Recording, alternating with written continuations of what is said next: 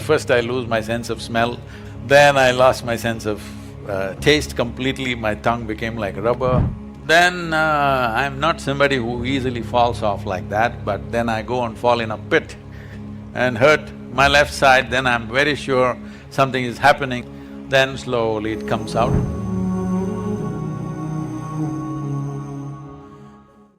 As we all know how Sadhguru risked his life before the recent brain surgery. In spite of having headaches and pain, he was committed to do what he needed for the well-being of humanity.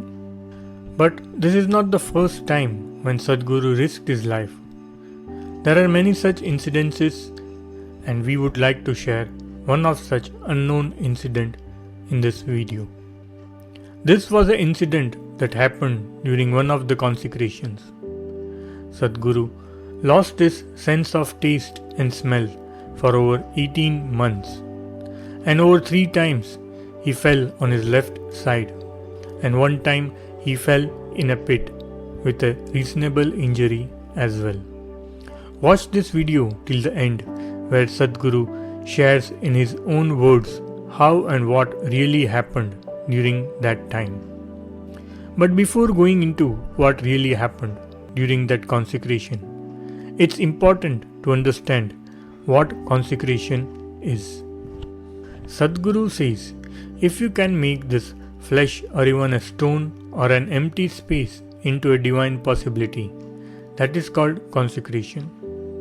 Sadhguru has also said how if a space is not conducive or if people do not have the necessary discipline during certain consecration process, it can have an impact on him on the energy and physiological levels.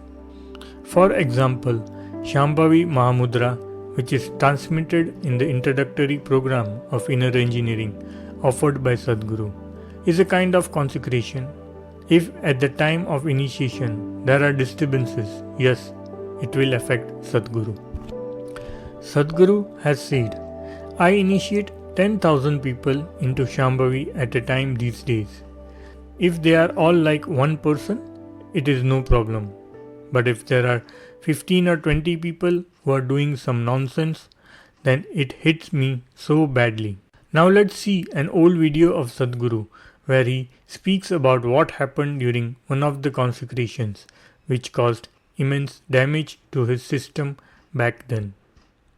This was one of the consecrations we were doing, and I prepared people for more than 6-7 months, and then we went into the process. And not all of them, it was a group, but some of them have turned around and doing their own thing. Then I notice first I lose my sense of smell, then I lost my sense of taste completely, my tongue became like rubber. I repeatedly asked them, what is happening, are you okay? I just asked them, but the process is full on. Then I'm not somebody who easily falls off like that, but then I go and fall in a pit a pit that is dug there. I go and fall into a pit and hurt my left side, then I'm very sure something is happening, and I stop it for a day. And I come here and I back up my car and bash up the left side of my car. Then I go back and stop everything and say, what is happening?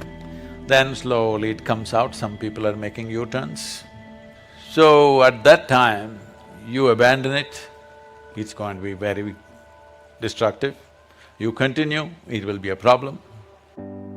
This was during the Ling Bhairavi Devi consecration, done with a handful of people. But somehow, some people could not get the necessary discipline that was wanted. Sadhguru was all out, and some people around him were playing little tricks here and there. Then he lost his sense of taste and smell for almost a year and a half. Sadhguru is generally extremely sensitive to every kind of smell and taste. But for over 18 months, it was like he just ate tasteless plastic kind of food. He didn't even know what he was eating. Simply, just for the nourishment, he ate something. And many other things happened. 3 times he fell on his left side, one time in a pit with a reasonable injury, and one time bashing left side of the car. Later, the damage was reasonably fixed. Despite of all this, he went on to finish the consecration of Lingabhairavi Devi successfully. Sadhguru has risked his life many times for the well-being of humanity, and the latest that happened ended up in his brain surgery. So why is he always risking his life? It is just to make it happen for all of us, so that the tools of well-being reach each and every one of us, and we can make use of these tools for our inner growth. Let us all wish Sadhguru a speedy recovery. Namaskaram.